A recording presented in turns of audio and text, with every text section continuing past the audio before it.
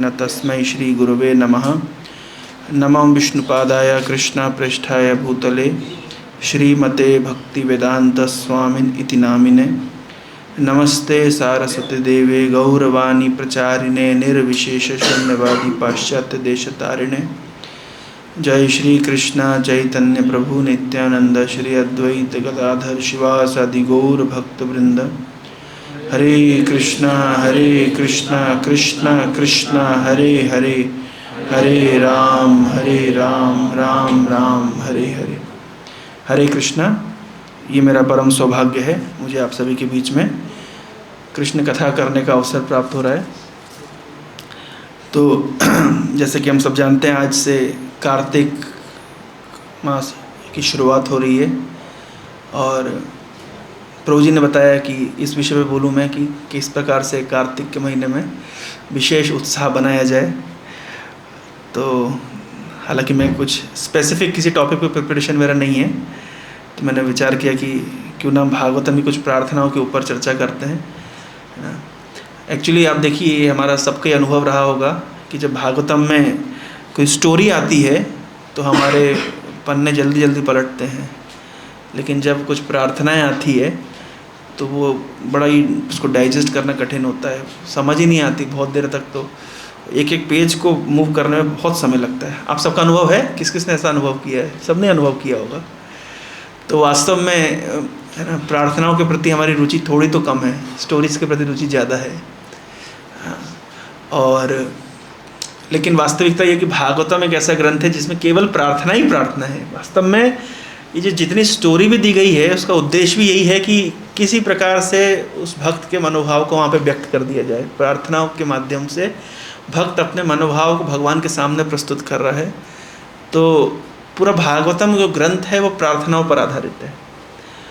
तो कल या परसों कहीं पे मैं किसी के स्टेटस पे देख रहा था, तो उन्होंने ऐसे ही लिखा था, कार्तिक महीने में उन्होंने पूरा एक डॉक्यूमेंट बनाया, एक बन रही है, दूसरा दो।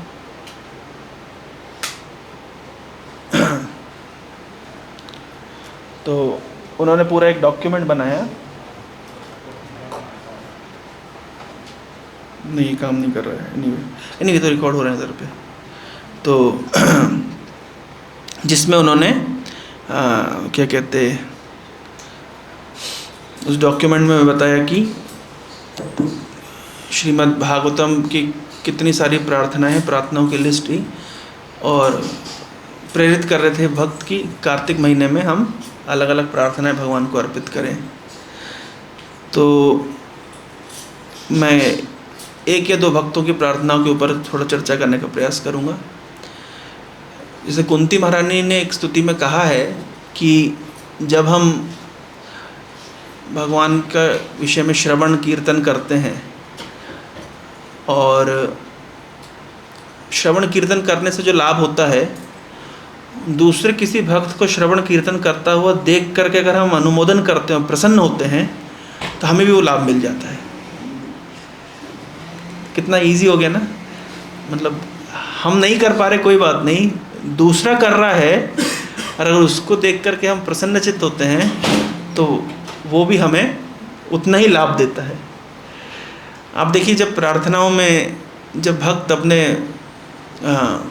प्रार्थनाएं अर्पित करता है, तो पहले ये दूसरी प्रार्थना में अपने मनोभाव को व्यक्त करता है। जैसे उदाहरण के तौर पर हम सभी जानते हैं, अभी जैसे नरसिंहा मूवी रिलीज़ हुई है ना, तो भगवान बहुत क्रोधित थे, और तब प्रहलाद महाराज उनके समक्ष, एक्चुअली कोई जाना ही नहीं चाहता था, ना ही ब्रह्मा जी जाना चाहते थे, ना ही कोई देवता जाना चाहते थे।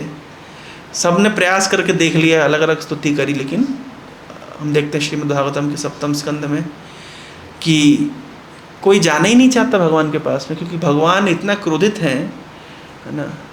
जनरली क्या होता है, जब भगवान अवतार लेते हैं तो भक्त लोग जाते हैं, भगवान का स्वागत करते हैं, स्तुति करते हैं, माला अर्पित करते हैं। नरसिंह देव के पास तो कोई माला अर्पित करने भी नहीं जा रहा था, इतना घबराए हुए थे भक्त।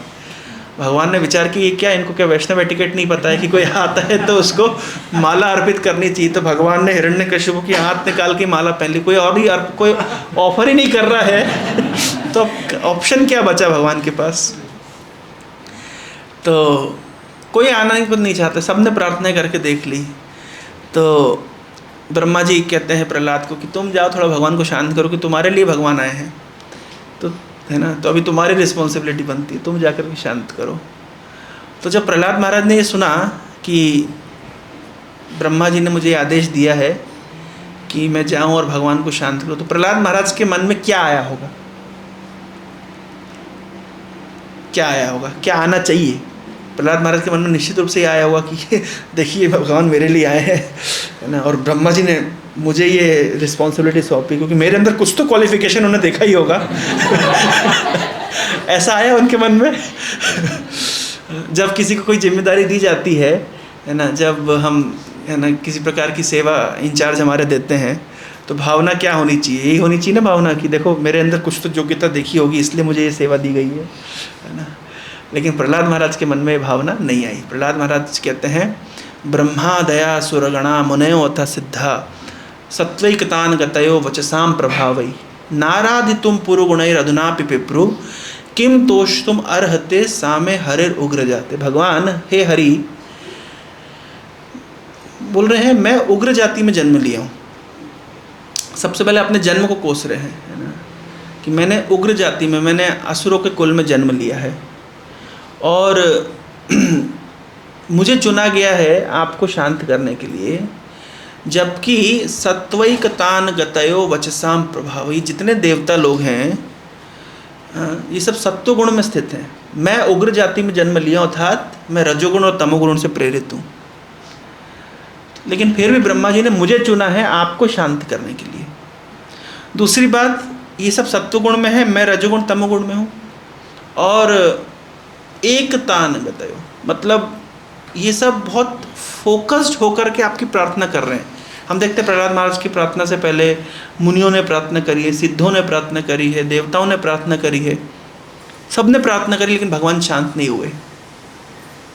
ब्रह्मादया सुरगणा मुनयो अथ सिद्धा, ब्रह्मादया ब्रह्मा जी से लेकर मुनि गण सिद्ध गण सब लोग सत्वगुण में स्थित हैं और बड़ा ही डिस्ट्रैक्शन फ्री होकर के, ऐसा नहीं करें कि प्रार्थना करते समय मोबाइल चला रहे, ऐसा नहीं कर रहे। एक तान गते और वचसाम प्रभावई, धारा प्रवाह इनके मुख से स्तुतियां निकल रही हैं। ये बोलने का उद्देश्य क्या है? धारा प्रवाह, कि मैं 5 साल का बालक हूँ, मेरे प्रॉपरली मैंने स्कूलिंग नहीं करी है, जो भी मैं स्कूल गया हूँ षण्डमर के स्कूल में गया हूँ, जहाँ पे मुझे धर्म अर्थ काम मोक्ष शिक्षा मिली है। स्तुति कैसा करना है ये मुझे किसी ने सिखाया नहीं है। जबकि ये जितने बड़े बड़े ऋषि मुनि हैं और ब्रह्मा जी आदि देवता हैं, ये लोग तो सत्वगुण में स्थित हैं और दे आर वेरी क्वालिफाइड, वो धारा प्रभा स्तुति कर रहे हैं। लेकिन जब ये लोग आपको संतुष्ट नहीं कर पाए, तो मैं कौन होता हूँ आपको संतुष्ट करने वाला? तो पहली स्तुति में वास्तव में प्रहलाद महाराज का मनोभाव व्यक्त हो रहा है कि ब्रह्मा दया सुरगणा मुनयो तो सिद्धा सत्वैकतान गतयो वचसाम प्रभावी नाराधितुम पुरुगुणैर अधुनापि पिप्रु, अभी तक भी आपको संतुष्ट नहीं कर पाए, इतने देर से कर रहे हैं प्रार्थना, फिर अभी मुझे चुन लिया कि जाओ जब तुम शांत करो। मैं कौन हूँ? किम तोषतुम अर्हते सामे हरिर उग्र जाते, हे हरि मेरा उग्र जाति में जन्म हुआ है, मैं कौन हूँ जो आपको संतुष्ट कर पाऊंगा? तो वास्तविकता में यहाँ पे हमको शिक्षा मिलती है कि प्रहलाद महाराज की, प्रभुपाद जी ने उसके तात्पर्य में भी विनम्रता के ऊपर बहुत बल दिया है कि वास्तव में भक्त की विनम्रता भगवान का हृदय जीत लेती है। कल या परसों संडे के दिन हम लोग चर्चा कर रहे थे एक क्लास में कि श्रीमान चैतन्य महाप्रभु जब वल्लभाचार्य से मिलते हैं, वल्लभ भट्ट से मिलते हैं जगन्नाथपुरी में, ये तीसरी मुलाकात थी महाप्रभु की वल्लभ भट्ट के साथ। पहली मुलाकात हुई थी प्रयाग में चैतन्य महाप्रभु के साथ में रूप गोस्वामी और उनके छोटे भाई वल्लभ अनुपम थे। वहाँ पे वल्लभाचार्य प्रयाग में यमुना नदी के दूसरे तट पर अड़िला ग्राम है, तो वहाँ पे रहते थे और महाप्रभु का स्वागत करने के लिए, महाप्रभु को मिलने के लिए आए थे। तो तब चैतन्य महाप्रभु ने रूप गोस्वामी और अनुपम से भेंट कराई वल्लभाचार्य की, और फिर वल्लभाचार्य ने चैतन्य महाप्रभु को भोजन के लिए अपने घर में आमंत्रित किया, जो कि एक गृहस्थ का धर्म है। तो फिर चैतन्य महाप्रभु प्रयाग में यमुना नदी पार करके अडिला ग्राम में वल्लभ भट्ट के घर, नीचे वल्लभाचार्य जी के घर पे जाते हैं। और रास्ते में वो प्रसिद्ध लीला है कि महाप्रभु जब यमुना से जाते हैं तो नाव के ऊपर, पहले तो नाव से छलांग लगा देते हैं, फिर नाव के ऊपर ही नृत्य करने लगते हैं। आप लोगों को भी सौभाग्य, आप उस स्थान पर रहते हैं जहाँ पे चैतन्य महाप्रभु नृत्य किए हैं, और विशेष रूप से पशु पक्षियों के साथ नृत्य किए हैं। हमारे यहाँ बेस में 1-2 बच्चे रहते थे झारखंड के, हम उनको यही बोलते थे कि देखो चैतन्य महाप्रभु के ज़माने में तुम लोग शेर चीते रहे होगे, तो तो महाप्रभु की विशेष कृपा से अभी तुमको इस्कॉन में सेवा करने का अवसर प्राप्त हो रहा है। तो फिर चैतन्य महाप्रभु प्रयाग से अडिला जाते हैं, वहाँ पे वल्लभ भट्ट के साथ समय बिताते हैं। फिर वल्लभाचार्य चैतन्य महाप्रभु से मिलने के लिए पुरी में आते हैं। तो वल्लभाचार्य ने एक टीका लिखी थी श्रीमद् भागवतम की, हम जानते हैं उस टीका का नाम है भागवत सुबोधिनी टीका। तो लेकिन वल्लभाचार्य जी के मन में थोड़ा सा तो घमंड था कि मैं एक महान भक्त हूँ, और तो चैतन्य महाप्रभु को उन्होंने कहा कि मैंने एक टीका लिखी है भागवत की। तो महाप्रभु कहते हैं कि मैं टीका टिप्पणी समझ नहीं पाता, मेरा इतना कोई अधिकार नहीं है, मैं केवल हरिनाम करता हूँ। तो बोलते मैंने हरिनाम की भी व्याख्या करी है। बोले कहीं से तो कन्विंस हो जाए महाप्रभु। तो बोले नहीं हरिनाम का तो मैं, कृष्ण नाम का मैं एक ही अर्थ जानता हूँ, यशोदानंदन और श्याम सुंदर, और मैं अर्थ जानते ही नहीं हूँ, मतलब मुझे टीका टिप्पणी भी नहीं सुननी। तो वल्लभ भट्ट अपनी टीका लेकर के पूरे पुरी में घूमते रहे कि कोई तो सुन ले। जब महाप्रभु ने नहीं सुनी, ऐसा नहीं है कि वल्लभाचार्य की टीका में कुछ अच्छाई नहीं थी, ऐसा नहीं है। केवल महाप्रभु इस प्रकार की लीला कर रहे थे क्योंकि वल्लभाचार्य के मन में थोड़ा सा घमंड आ गया था। हम गोपी गीत में सुनते हैं कि भगवान अपने मुस्कुराहट से अपने भक्त के हृदय में जो अहंकार है उसका नाश, भगवान सब कुछ सहन कर लेते हैं लेकिन भक्त के हृदय का अहंकार सहन नहीं करते। ये जो घमंड है, जो प्राइड है, भगवान सब कुछ सहन करते हैं, है ना, सब प्रकार की चीज़ें भगवान सहन करते हैं। ये पर्टिकुलर चीज़ भगवान को पसंद नहीं है, तो भगवान इसमें थोड़े इनटॉलरेंट हो जाते हैं। तो चैतन्य महाप्रभु ने बिल्कुल वल्लभाचार्य को बिल्कुल भाव नहीं दिया, उनकी बात सुनने का प्रयास ही नहीं किया। तो उनको बड़ा अजीब लगा कि पहले तो जब मैं प्रयाग में मिला था तो बड़े सम्मान के साथ मुझे स्वीकार किया था, लेकिन अभी ऐसा मेरे साथ मिसबिहेव क्यों कर रहे महाप्रभु। लेकिन महाप्रभु के मन की जो इच्छा थी कि वल्लभाचार्य थोड़ा सा उनका जो दर्प है, महाप्रभु ने पहले भी एक बार क्या बोलते हैं उसको, हमारे वो सोशल मीडिया की लैंग्वेज में प्रैंक किया था वल्लभाचार्य के साथ में, है ना। जब महाप्रभु बोलते हैं कि अरे ये रूप और जो अनुपम है ना, इनसे दूर, इनको हाथ मत लगाना है, ये लोग अछूत हैं। क्यों अछूत है? बोले आप तो कुलीन ब्राह्मण हैं और ये लोग तो क्योंकि मलेच्छ की नौकरी की है तो बिल्कुल अछूत हो गए हैं, तो आप बिल्कुल उनको हाथ मत लगाइएगा। ये बोलने का भी अभिप्राय क्या था? वहाँ पे प्रभुपाद जी लिखते हैं तात्पर्य में कि थोड़ा तो अब वल्लभ भट्ट के मन में थोड़ा तो घमंड है अपने ब्राह्मण कुल में जन्म लेने का। एक्चुअली मैं जैसे जैसे धीरे धीरे जितना इस्कॉन में समय बिता रहा हूँ, मैं देख रहा हूँ कि मेरा इस्कॉन के प्रति एप्रिसिएशन, चैतन्य महाप्रभु के प्रति एप्रिसिएशन बढ़ता जा रहा है, क्योंकि चैतन्य महाप्रभु की धारा इतनी शुद्ध है ना। आप किसी भी वैष्णव धारा में चले जाइए, चाहे वो रामानंदी या यहाँ तक कि रामाचार्य, कहीं पे भी आप देखिए, हम सभी धाराओं का सम्मान करते हैं, लेकिन फिर भी ब्राह्मण होने का जो थोड़ा तो घमंड कहीं ना कहीं मिल ही जाता है ये। लेकिन चैतन्य महाप्रभु की धारा इतनी विशुद्ध है कि यहाँ पे चैतन्य महाप्रभु बिल्कुल स्लाइटली भी अगर किसी के मन में ये जो देहाभिमान है कि मैंने ब्राह्मण कुल में जन्म लिया है, ये महाप्रभु स्वीकार नहीं करते, इसलिए महाप्रभु तुरंत काटते हैं। और उसी चीज़ को श्रील प्रभुपाद जी कैरी कर रहे हैं। हालांकि चैतन्य महाप्रभु की धारा में भी और भी बहुत सारे जो है परंपराएं निकली हुई है, फिर भी दूसरी धाराओं के द्वारा इन्फ्लुएंस होने के कारण उनके मन में थोड़ा घमंड भाव रह ही जाता है, हम ब्राह्मण हैं। लेकिन चैतन्य महाप्रभु की धारा विशेष रूप से इस्कॉन में जो प्रभुपाद जी ने प्रतिपादित किया है, बिल्कुल प्रभुपाद जी ने एक बार भी कॉम्प्रोमाइज़ नहीं किया इस विषय पे। बारंबार अपने तात्पर्यों में लिखा है कि हम जन्मागत क्वालिटीज़ को नहीं मानते, हमारा मेन है गुण और कर्म। तो जब वल्लभाचार्य को पहले भी चैतन्य महाप्रभु ने थोड़ा सा इस भाव के लिए करेक्शन दिया, उनका ब्राह्मण होने का थोड़ा सा दर्प था, और पुरी में उनका दर्प ये था कि मैं थोड़ा महान भक्त हूँ और एक ज्ञानी भक्त हूँ, मेरे पास कुछ ज्ञान है, मैंने भागवत की टीका लिखी है। तो महाप्रभु जब उनकी टीका नहीं सुन रहे थे तो वल्लभाचार्य जी ने बोल दिया कि मैंने श्रीधर स्वामी से बेटर टीका लिखी है। श्रीधर स्वामी भी थोड़ी सी इनकंसिस्टेंट है अपने टीका को लेकर के, और ये बात फैक्ट भी है। अपेरेंटली देखा जाए तो श्रीधर स्वामी एक शंकर संप्रदाय में, मतलब शंकर संप्रदाय के लोगों को अट्रैक्ट करने के लिए उन्होंने थोड़ा बहुत इस प्रकार के एग्जाम्पल्स और व्याख्यान दिया है जो ऐसा प्रतीत होता है कि जिसमें मायावाद है, ऐसा प्रतीत होता है। तो वल्लभाचार्य ने कह दिया कि मैं कुछ कुछ जगह पर श्रीधर स्वामी के साथ मेरा मेल नहीं खाता, मतलब मैं उनको एक्सेप्ट नहीं करता, और इसलिए मैंने जो टीका लिखी उनसे बेटर टीका लिखी है। तो चैतन्य महाप्रभु ने बोल दिया कि जो स्वामी को नहीं मानता, जो श्रीधर स्वामी मतलब जो स्वामी को नहीं मानता, वो वैश्य के समान है, और बोलकर बिल्कुल गंभीर हो गए। तो वास्तव में श्रीमन चैतन्य महाप्रभु क्या शिक्षा देना चाह रहे हैं? ऐसा नहीं कि महाप्रभु केवल वल्लभाचार्य की टीका टिप्पणी को काटना चाह रहे थे। केवल महाप्रभु चाहते हैं कि आप सब कुछ करिए, लेकिन विनम्रता का भाव होना आवश्यक है। ऐसा बताया जाता है कि जो भक्ति होती है, भक्ति रूप जो एक भक्ति देवी का जो सुंदर चेहरा है ना, वो विनम्रता रूपी पर्दे से ढका होना चाहिए। जैसे कैम्फर होता है, अगर आप कैम्फर को ढकेंगे नहीं तो क्या होता है, कपूर को ढकते नहीं तो वो उड़ जाता है। तो हमारी भक्ति को विनम्रता के ओढ़ने से ओढ़ के रखना चाहिए, ताकि नहीं तो वो उड़ जाएगी, कब उड़ेगी पता भी नहीं चलेगा। तो श्रीमन चैतन्य महाप्रभु जब इस प्रकार से वल्लभाचार्य की बात का खंडन किया उन्हें, तब वल्लभाचार्य को थोड़ा सा होश आया कि मैं अननेसेसरी अपने भक्त होने का घमंड कर रहा हूँ। तो वहाँ पे कृष्णदास कविराज गोस्वामी लिखते हैं कि जिस प्रकार से भगवान कृष्ण ने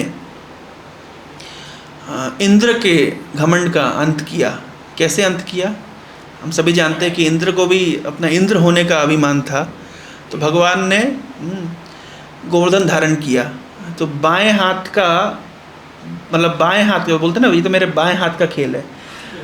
तो भगवान ने बाएं हाथ की सबसे बाएं वाली उंगली से गोवर्धन धारण किया, नहीं ये दिखाने के लिए कि ये मेरे बाएं हाथ का ही नहीं है, बाएं हाथ की बाएं उंगली का खेल है। और इंद्र को उन्होंने मतलब घुटनों पे ले आए भगवान कृष्ण, क्योंकि वहाँ भी अभिप्राय मिलता है कि इंद्र को घमंड हो गया था अपने इंद्र होने का। तो आप देखिए इंटरेस्टिंगली श्रीधर स्वामी उस तात्पर्य में लिखते हैं, अपनी कमेंट्री में लिखते हैं श्रीमद् भागवत की टीका में कि भगवान कृष्ण ने गोवर्धन धारण क्यों किया। गोवर्धन धारण क्यों किया? तो एक अभिप्राय दिया जाता है, जैसे मान लीजिए पहले ज़माने में युद्ध होता था, तो जो रथी है वो रथी से लड़ता है, जो ज़मीन पे चल रहा है ज़मीन वाले से लड़ेगा, जो हाथी वाला है वो हाथी वाले से लड़ेगा, तलवार वाला तलवार वाले से लड़ेगा, भाले वाला भाले वाले से लड़ेगा। कुछ इक्वल होना चाहिए ना। ऐसा तो नहीं कि ज़मीन पे चलने वाला हाथी वाले से लड़ेगा, वो तो टेक्निकली गलत हो जाएगा। तो भगवान कृष्ण ने गोवर्धन धारण क्यों किया? क्योंकि इंद्र ने अहंकार का पर्वत धारण करके रखा था। तो अगर इंद्र के अहंकार का पर्वत को अगर उतारना है तो भगवान को भी एक पर्वत उठाना पड़ेगा ना, तो इसलिए भगवान ने गोवर्धन धारण की लीला करी और खुद पर्वत उठा करके इंद्र के पर्वत को नीचे उतरवाया। ऐसा श्रीधर स्वामी लिखते हैं। तो जिस प्रकार से भगवान कृष्ण ने इंद्र के घमंड का नाश किया, दर्प का नाश किया, उसी प्रकार से श्रीमान चैतन्य महाप्रभु ने वल्लभाचार्य के घमंड का नाश किया। तो विनम्रता एक ऐसा गुण है जो भगवान जिससे आकर्षित होते हैं। तो प्रहलाद महाराज अपनी पहली स्तुति में अपने मनोभाव को व्यक्त करते हैं कि मैं कोई बहुत बड़ा भक्त नहीं हूँ, कि मुझे ये जो टास्क मिला है आपको शांत करने का, मैं कौन हूँ, मैं कहाँ से आया हूँ, मेरी कोई योग्यता नहीं है। लेकिन आप कृपा करेंगे तो मतलब आपकी ये तो इन महान भक्तों की कृपा है, इन देवताओं की कृपा है, उन्होंने मुझे ये अपॉर्चुनिटी दी है आपको शांत करने की, लेकिन मैं अपनी कोई योग्यता नहीं समझता हूँ। और भगवान इसी बात से प्रहलाद महाराज के मतलब क्या बोलते हैं दीवाने हो गए, फैन हो गए, उनकी विनम्रता देख करके। आगे प्रहलाद महाराज कहते हैं, मन्ये धनाभिजना रूप तपः श्रुतोजम तेजस प्रभाव बल पौरुष बुद्धि जोगा नाराधनाय भवन्ति परस्य पुंसो भक्त्यतुतोष भगवान गजयूथ पाया। बोल रहे हैं कि भगवान, मैं ऐसी मेरी मान्यता, ऐसे मैं मानता हूँ कि आप किन चीज़ों से संतुष्ट नहीं होते। मन्ये धनाभिजन रूपः तपः श्रुता ओजस तेजः प्रभाव बल पौरुष बुद्धि और जोग, ये 12 गुण गिना दिए। मन्ये धना अभिजना रूपः तपः श्रुता ओजस तेज प्रभाव बल पौरुष बुद्धि और जोग, ये 12 गुण गिना करके बोल रहे हैं, मैं मानता हूँ भगवान ये जो 12 गुण हैं ये आपको संतुष्ट नहीं कर सकते। कोई व्यक्ति धनी है तो क्या आप धन से इंप्रेस होंगे? क्यों इंप्रेस होंगे भाई? आप लक्ष्मीपति हैं, आप किसी के धन से क्या इंप्रेस होंगे?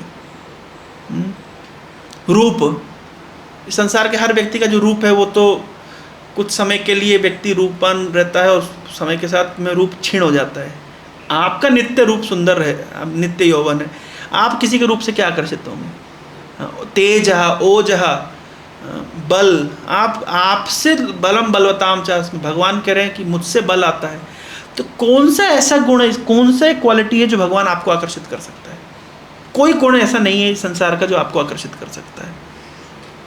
लेकिन मैं मानता हूँ कि केवल एक चीज़ आपको आकर्षित कर सकती है, वो है भक्ति। भक्त्यतुतोष, केवल आप भक्ति से आपको आकर्षण किया जा सकता है।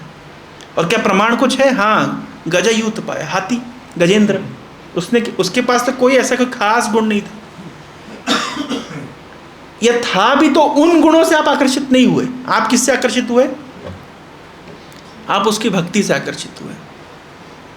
तो भगवान भक्ति से आकर्षित होते हैं, ऐसा मेरी मान्यता है। श्री विश्वनाथ चक्रवर्ती ठाकुर अपनी टीका में लिखते हैं कि कोई प्रश्न उठा सकता है कि जो 12 गुण प्रहलाद महाराज गिना रहे हैं, है ना, तेज प्रभाव बल पौरुष बुद्धि जोग, है ना, तेज प्रभाव बल पौरुष, ये किन के गुण हैं? तो ये क्षत्रियों के गुण हैं। तो शायद ऐसा हो सकता है कि क्षत्रियों के गुणों से भगवान आकर्षित नहीं होते, लेकिन ब्राह्मणों के गुण से तो आकर्षित होते ही होंगे ना। मन में उठ सकता है प्रश्न। तो इमीडिएटली नेक्स्ट श्लोक में प्रहलाद महाराज इस बात का भी खंडन करते हैं, नहीं, ऐसा नहीं है कि मैंने पिछले श्लोक में क्षत्रियों के गुण गिना दिए हैं तो क्षत्रियों के गुणों से भगवान आकर्षित नहीं होते हैं, ब्राह्मणों के गुण से होते हैं। विप्राद द्विषण गुण जुताद अरविंद नाभा पदारविंद विमुखा सुपचम वरिष्ठम मन्ये तद अर्पितो मनो वचने निनार्था प्राणान पुनाति सकुलम नतु भूरि माना।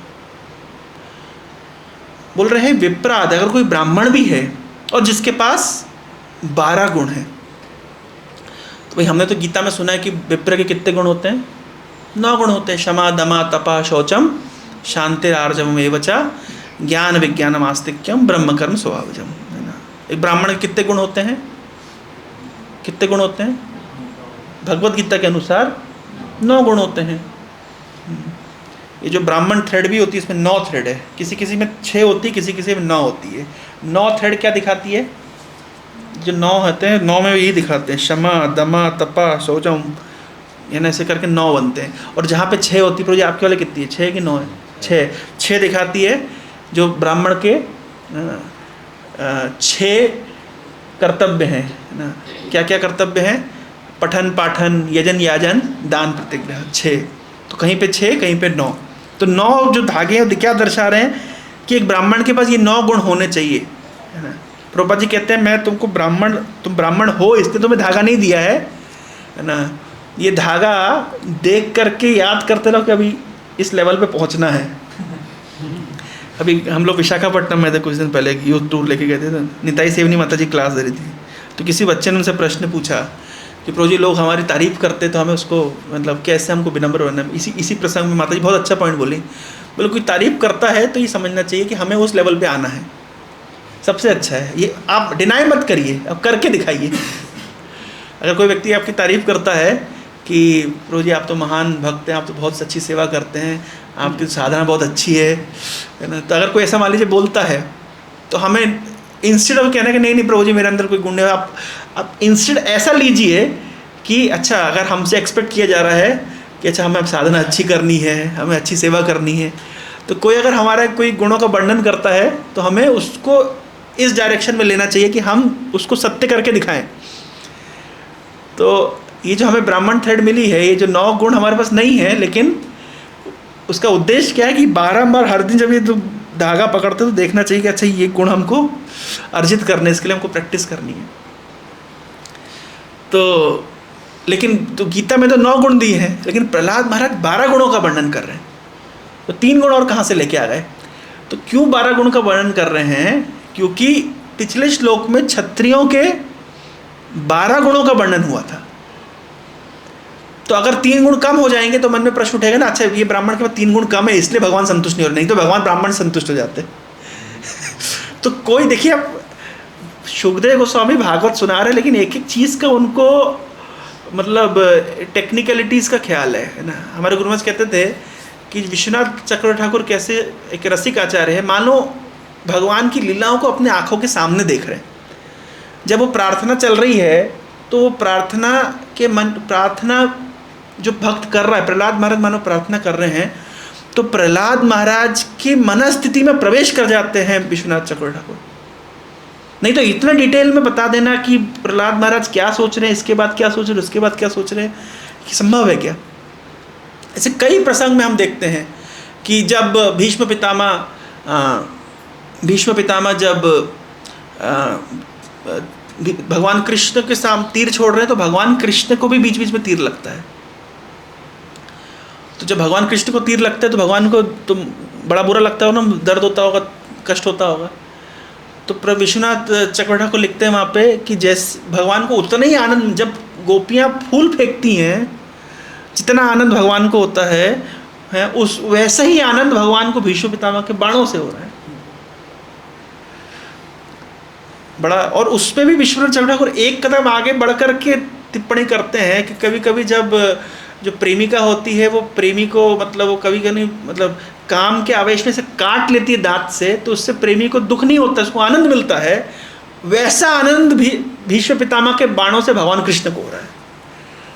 मतलब इतना डिटेल में प्रवेश करके भगवान की लीलाओं को मतलब देखना और फिर हमें दिखाना, तो कितना आप सोचिए, मतलब हर लीला में वो एज इफ कि विश्वनाथ चक्रवर्ती को वहाँ देख रहे हैं। तो इसलिए ये जो, और इंटरेस्टिंगली ये मेरा कुछ दिनों का अनुभव है कि जब हम प्रभुपाद जी के तात्पर्यों को पढ़ते हैं, उसके बाद जब हम आचार्यों के टिप्पणों को पढ़ते हैं, तब हम एक चीज़ देखते हैं कि प्रभुपाद जी के तात्पर्य में वो आचार्यों की सारी टिप्पणी है प्लस प्रभुपाद जी के अपने मनोभाव भी व्यक्त हो गए। डबल बेनिफिट है ये। जब तक हम आचार्यों की टीकाओं को नहीं पढ़ेंगे, हम प्रभुपाद जी की टीकाओं की डेप्थ को नहीं जान पाएंगे। मतलब प्रभुपाद जी ने जो दिया है उसमें आचार्यों की टीका भी शामिल है, और एक आचार्य नहीं, प्रभुपाद जी के एक एक परपट में उन्होंने विश्वनाथ चक्रवर्ती ठाकुर भी कोट किया है, जीव गोस्वामी को भी कोट किया है, अलग अलग समय पे अलग अलग आचार्यों को कोट करके उसके बाद अपना जो है इन डेप्थ अनुभूति भी वहाँ पे प्रस्तुत किया है।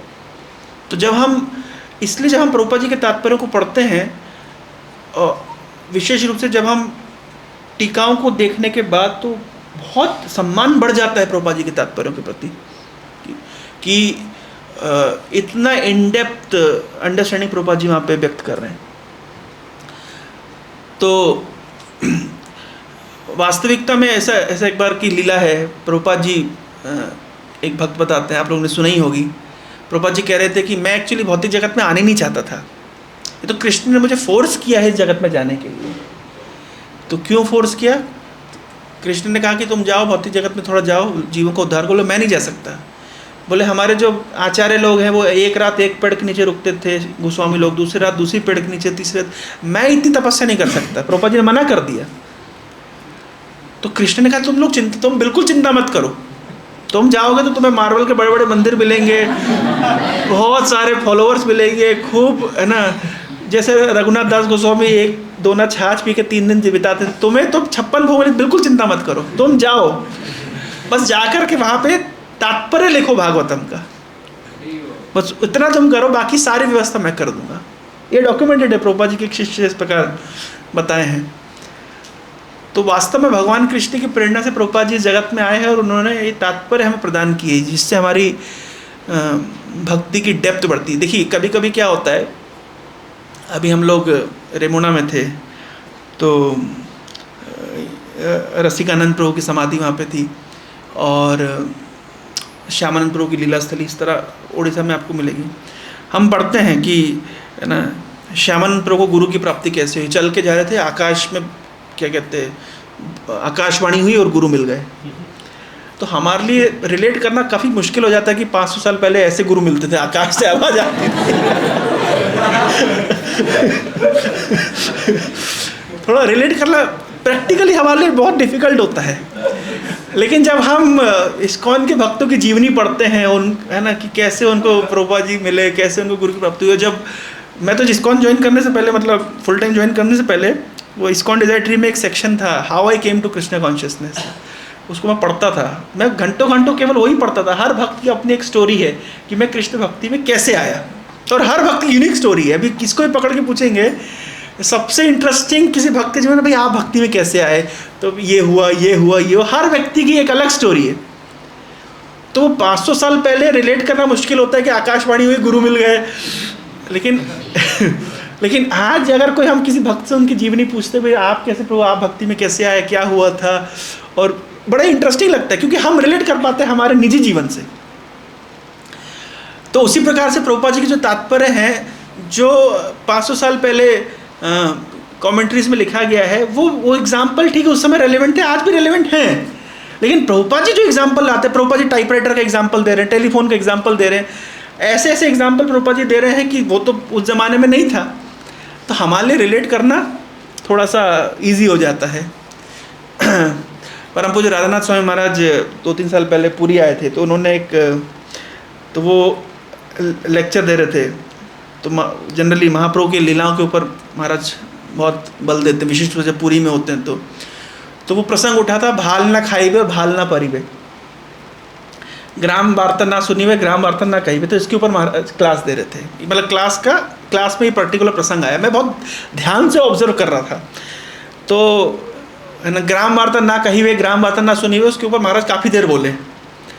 और फिर महाराज एक एग्जाम्पल बताया कि किसी ने प्रभुपाद जी से कहा कि उस ज़माने में जब प्रभुपाद जी 1970s की बात है, किसी टेम्पल प्रेसिडेंट ने कहा कि प्रभुपाद जी हम लोग हमारे मंदिर में वो फैक्स मशीन इंस्टॉल करवा लें क्या, या क्या बोलते हैं टेलीग्राम इंस्टॉल करा लें उस ज़माने। तो प्रभुपाद जी कहते हैं, राधानाथ ने बताया, प्रभुपाद जी कहते हैं कि अरे तुम लोग टेलीग्राम मशीन इंस्टॉल करवा लोगे, यू विल सिंपली गॉसिप।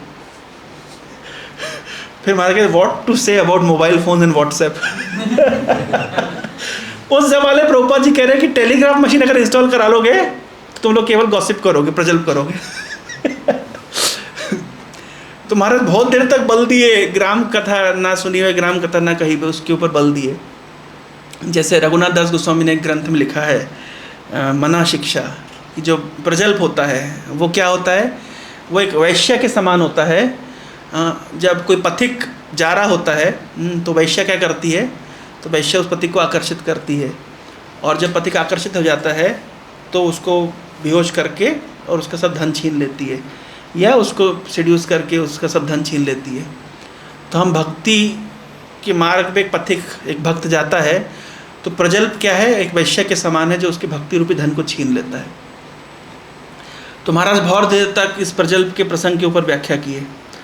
तो ग्राम वार्ता ना सुनी हुई ग्राम वार्ता ना कहिबे, है ना, लेकिन भाल ना खाइबे के ऊपर कुछ नहीं बोले महाराज। मैं सोचता रहा कि क्यों नहीं बोल रहे हैं, मैं इंतजार करता रहा कि पूरा कंप्लीट करेंगे ना, भाई इस्कॉन में ये नहीं बोल पाएंगे।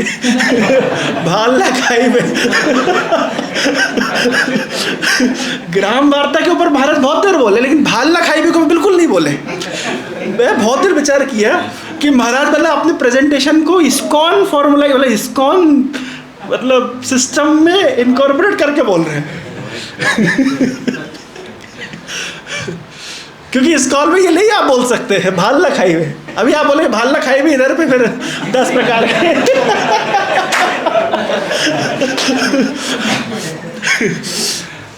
तो वास्तविकता में ये जो क्या कहते हैं जो कॉन्टेक्स्ट है उसको इस्कॉन लैंग्वेज जैसे क्या होता है, वो जो बाइनरी कोड क्या होता है, वो 0 और 1 को कैसे, मतलब हमारी भाषा को कंप्यूटर क्या करता है 0 और 1 में कन्वर्ट करता है, फिर वो मशीन को इंस्ट्रक्शन देता है, ऐसे ही होता है ना।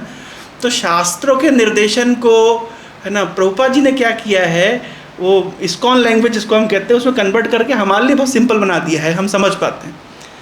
और यही कारण है कि इस्कॉन का प्रचार प्रसार तेज़ी से आगे बढ़ रहा है। आज भी हम देखते हैं बहुत सारे ट्रेडिशनल वैष्णव ग्रुप से, लेकिन प्रचार उतना नहीं बढ़ पाता है, क्योंकि जो एक आज की जनरेशन है उसको कनेक्ट नहीं कर पाती। हम भी अगर कहीं और जुड़े होते तो शायद नहीं जुड़ पाते थे।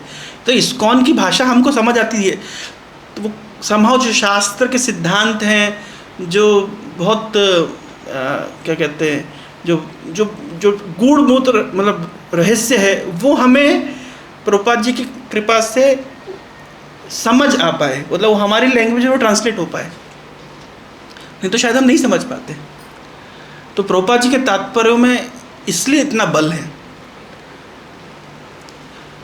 तो हम जैसे चर्चा कर रहे थे कि प्रभुपाद जी इस जगत में आए केवल तात्पर्य लिखने के लिए, तो ये जो हम श्लोक चर्चा कर रहे हैं इसके ऊपर प्रभुपाद जी बहुत बल दिए हैं, एक एक श्लोक को समझाए हैं, एक एक टिप्पणी को एक एक विश्वनाथ चक्र ठाकुर कोट करके कि क्या प्रहलाद महाराज का उस समय मूड रहा होगा नरसिंह देव के सामने। तो पहले श्लोक में प्रहलाद महाराज बोले कि मैं योग्य नहीं हूँ भगवान आपको संतुष्ट करने के लिए। फिर दूसरे श्लोक में बोल रहे हैं कि ये जो मैंने 12 गुण गिनाए हैं, ये इन गुणों से भी आप संतुष्ट नहीं होते, आप तो केवल भक्ति से संतुष्ट होते हैं। तीसरे श्लोक में बोल रहे हैं कि ऐसा नहीं है कि आप क्षत्रियों के गुणों से संतुष्ट नहीं होते, ब्राह्मण के गुणों से संतुष्ट होते हैं। चाहे क्षत्रिय गुण हो चाहे ब्राह्मण गुण हो, आप केवल भक्ति से संतुष्ट होते हैं, नहीं तो आप संतुष्ट नहीं होते। मन में प्रश्न तुरंत उठेगा कि भगवान संतुष्ट इससे नहीं होते, इससे होते, इससे नहीं होते। हर बार तीनों श्लोकों में एक चीज़ कॉमन है, भगवान मुझसे संतुष्ट नहीं होंगे, भगवान भक्ति से संतुष्ट होंगे, भगवान 12 गुणों से संतुष्ट नहीं होते हैं, भगवान भक्ति से संतुष्ट होते हैं, भगवान तो अगर कोई व्यक्ति ब्राह्मण के भी उसके पास 12 गुण हैं, लेकिन अगर भगवान के चरणों से विमुख हैं, उससे श्रेष्ठ तो वो चंडाल कुल में जन्म लिया व्यक्ति है जो अपनी भक्ति से भगवान को संतुष्ट करता है। विप्रात द्विषट गुणजुताद अरविंद नाभा पदारविंद विमुखात स्वपचम वरिष्ठम। मैं मानता हूँ कि जो व्यक्ति ब्राह्मण कुल में जन्म लिया है, जिसके पास 12 गुण भी हैं, लेकिन अगर आपके चरण कमल से विमुख है, तो उससे श्रेष्ठ वो स्वपच यानी स्व मतलब स्वान माने कुत्ता, पच माने जो पचा जाता है, जो कुत्ते को भी खा जाता है। अभी खबर आई थी कि जब से वो सुप्रीम कोर्ट ने कुत्ते पकड़ने का आदेश लगा दिया था, तो दिल्ली के अंदर कम से कम 1500 चिकन मोमो की दुकानें बंद हो गई। अभी प्रश्न ये उठ रहा है कि पकड़ तो रहे कुत्ते को, और चिकन मोमो की दुकान क्यों बंद हुई? तो स्वपचम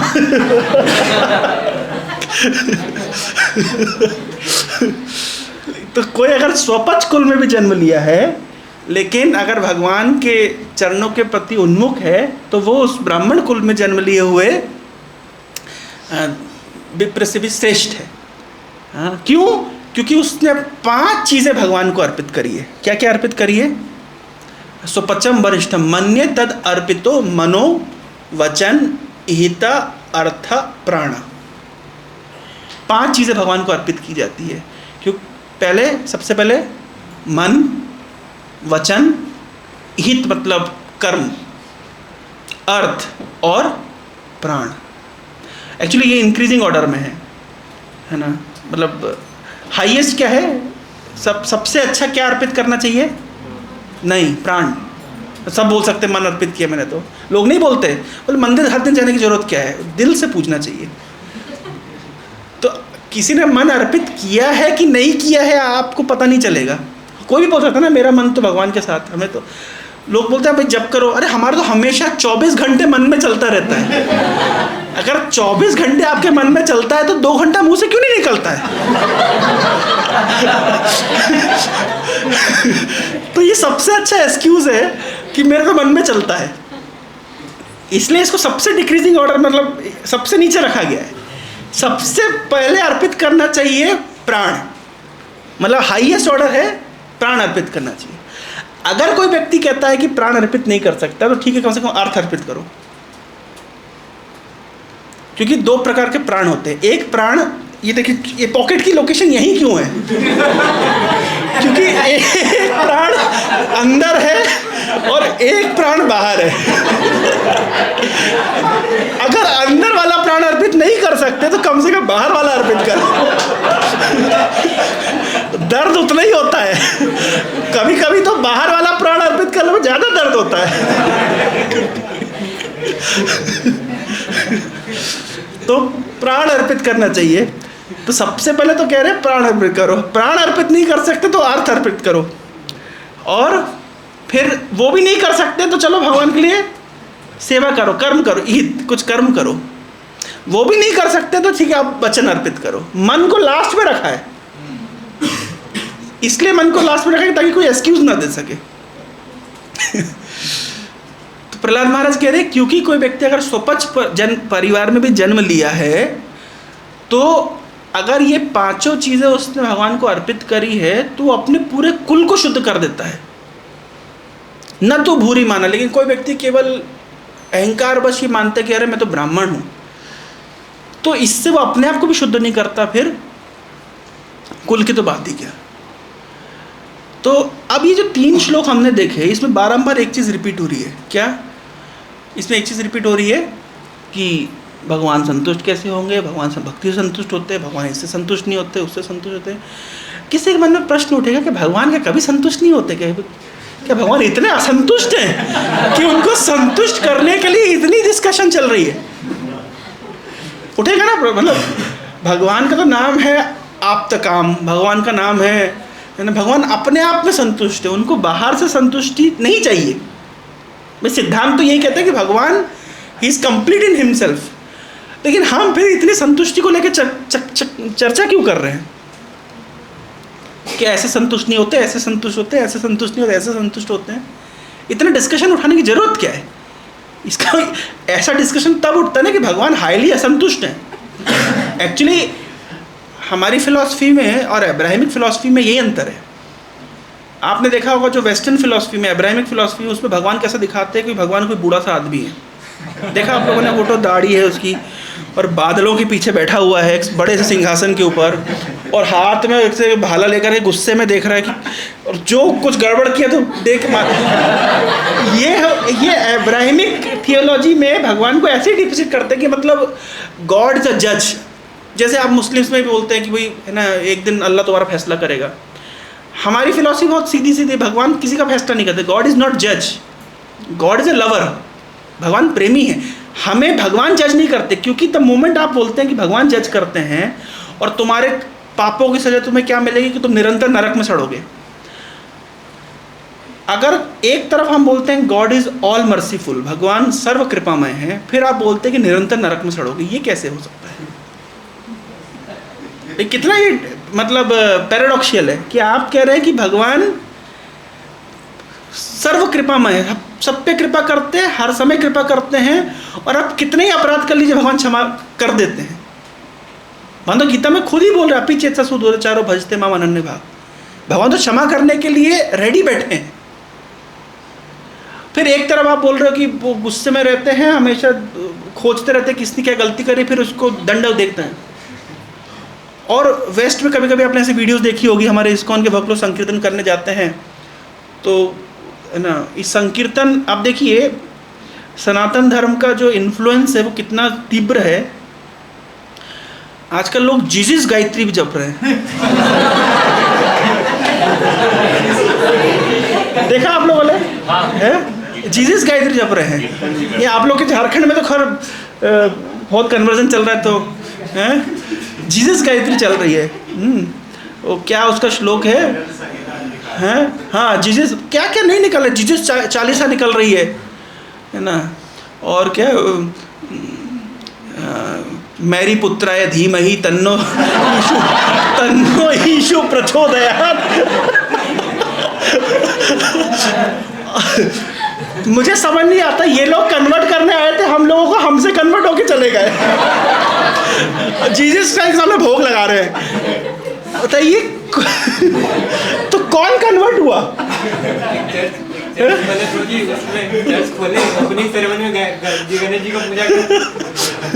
कौन कन्वर्ट हो रहा है? वो जो ध्वजा स्तंभ होता है आजकल, सब भाई आप केरल में चले जाइए, वो चर्च के सामने वो स्तंभ लगे हुए हैं, एक्चुअली उनने मंदिरों को कन्वर्ट कर दिया है, तो वो स्तंभ वहीं के वहीं रह गए। अलग ही लेवल पे चल रहा है वो, है ना, गंगा जल फॉर बैप्टिज्म। तो अब्राहमिक थियोलॉजी एक्चुअली में इनकम्प्लीट अंडरस्टैंडिंग है भगवान की। हमारी फिलॉसफी कहती है कि व्यक्ति अपने कर्मों का फल भोगता है, भगवान तो दया करने के लिए तत्पर है, रेडी बैठे हैं। उनकी फिलॉसफी बोलती है कि नहीं, भगवान तो हमेशा मतलब ऊपर से बादलों के पीछे से देख रहे, गुस्से में है, और कभी भी है ना, जज हैं, जज, वो जज के रूप में भगवान को देखते हैं।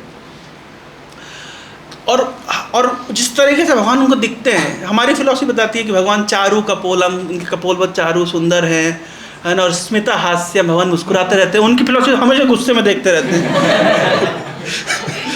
मतलब हाईली असंतुष्ट है। उनकी अंडरस्टैंडिंग के अनुसार भगवान क्या है, हाईली असंतुष्ट है।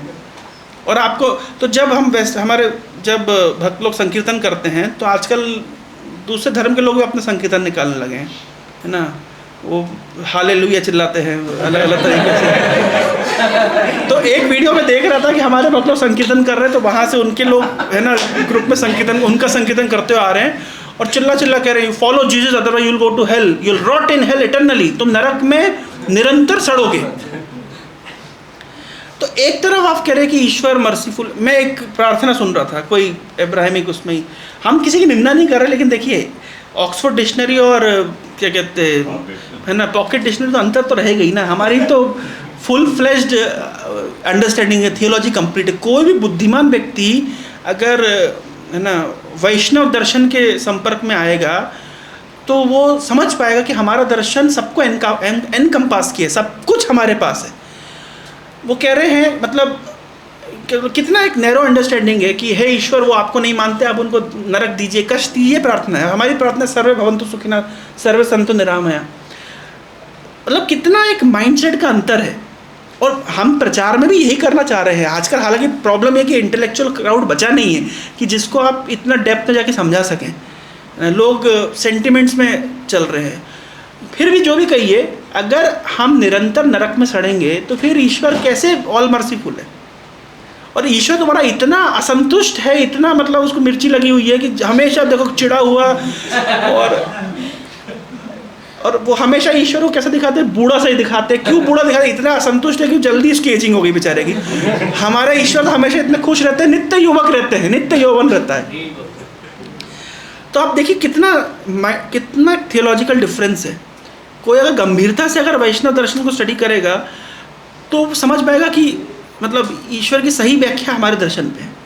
तो अब प्रश्न ये उठ रहा है कि ये 3 स्तुतियों में केवल संतुष्टि संतुष्टि संतुष्टि की बात क्यों करी गई है?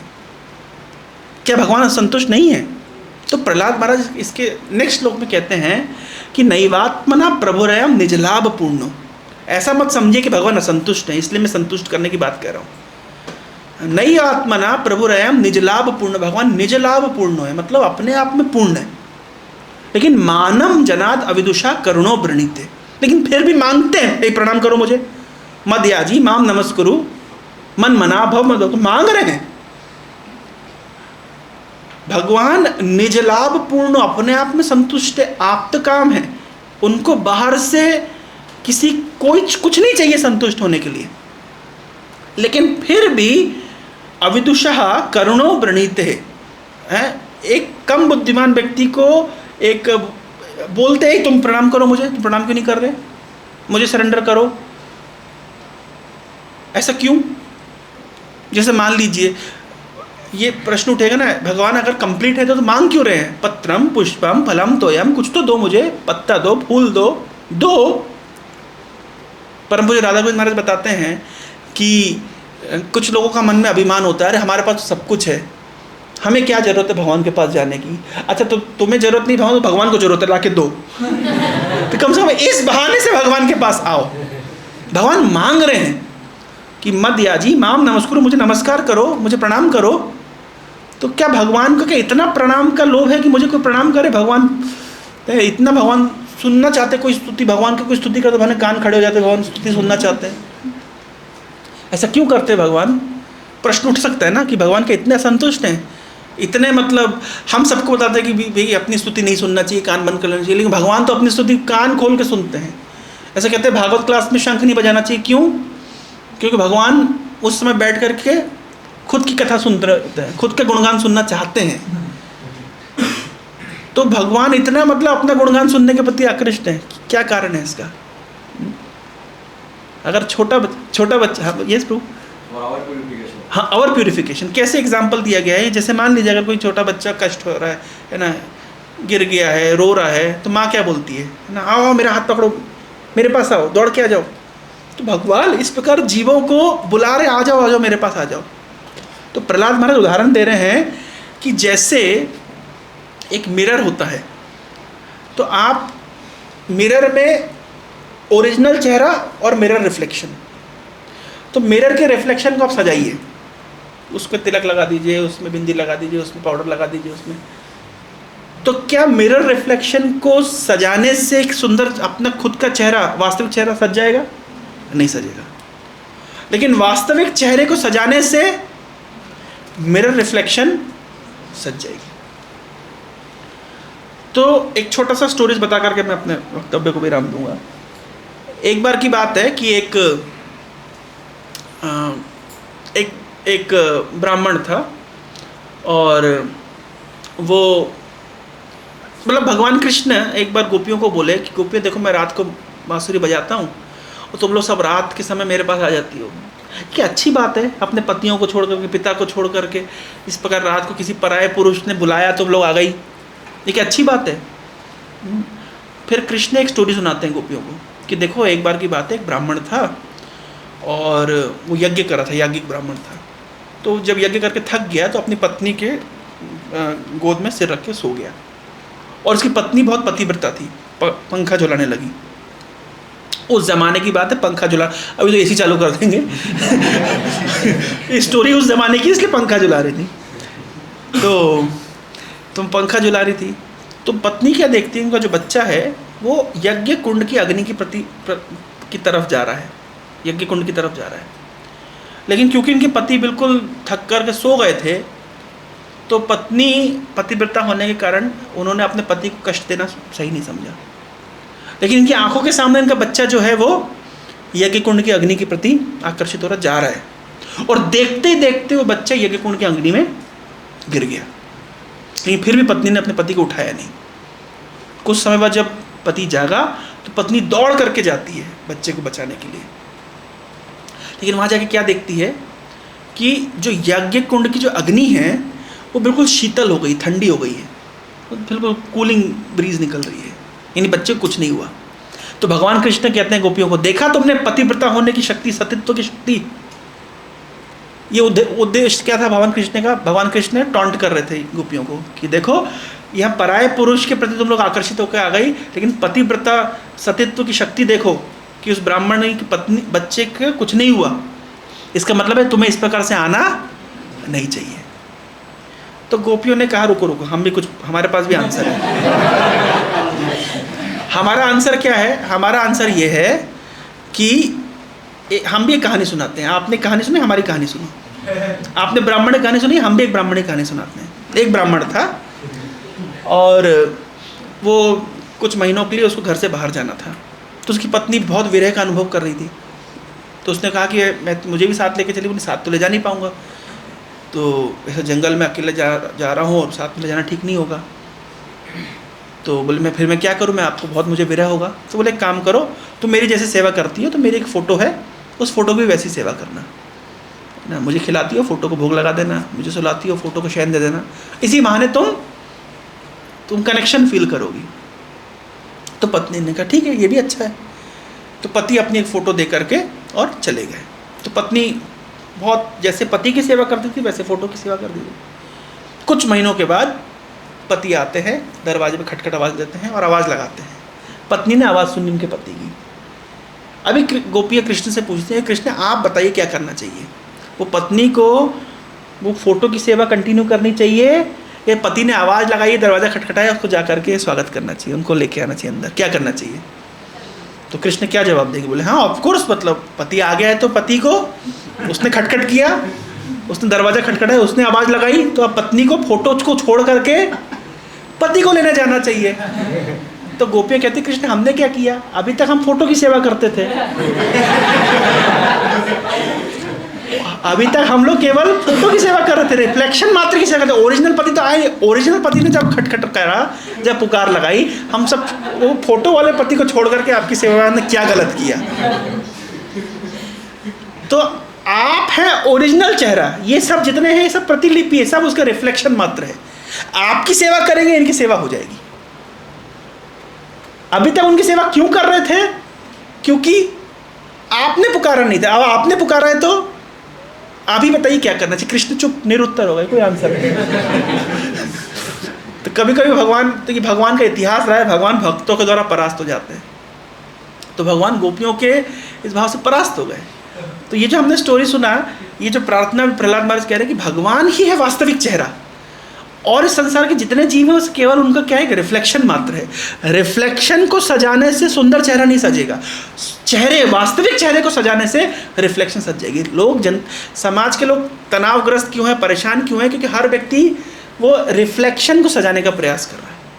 लेकिन अगर वो व्यक्ति ओरिजिनल चेहरे को सजाने का प्रयास करेगा तो रिफ्लेक्शन अपने आप सज जाएगी, अपने आप सुंदर हो जाएगी। तो ये है वास्तविकता में आनंद का, सुख का सूत्र जो लोग भूल गए। हर व्यक्ति सजाना चाहता है, लेकिन किसको सजाना है पता नहीं है, ओरिजिनल चेहरे को सजाना है या रिफ्लेक्शन को सजाना है। तो इस प्रकार से प्रहलाद महाराज कह रहे हैं कि वास्तविक में कि भगवान को संतुष्ट करने से हम सब संतुष्ट रहेंगे, क्योंकि भगवान है वास्तविक चेहरा और हम सब उनके रिफ्लेक्शन मात्र हैं।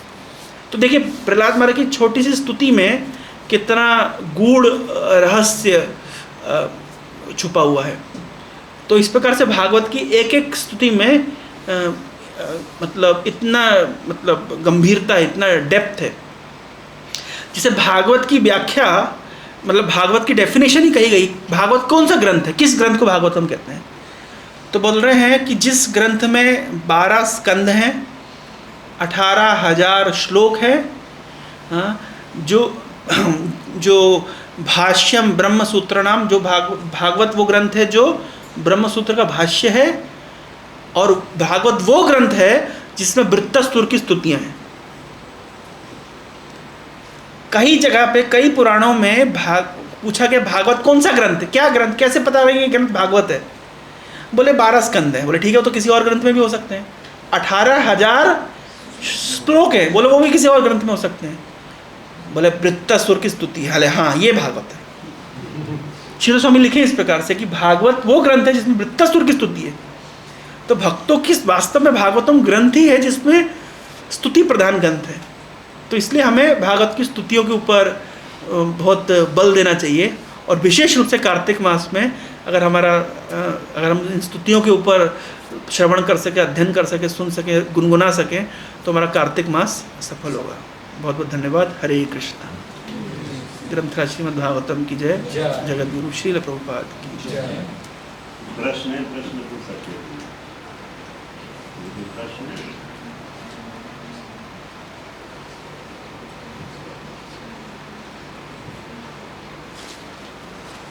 जैसे आपने विनम्रता के बारे में बताया कि उसको पर्दे में रहना चाहिए, मैंने कहा प्रभु जी, भक्ति विनम्रता के पर्दे से ढकी होती है। विनम्रता वो पर्दा है जिससे भक्ति छुपी होती है, भक्ति व्यक्त नहीं होती। प्रभुपाद जी ने विनम्रता की बहुत सुंदर व्याख्या करी है भगवद गीता के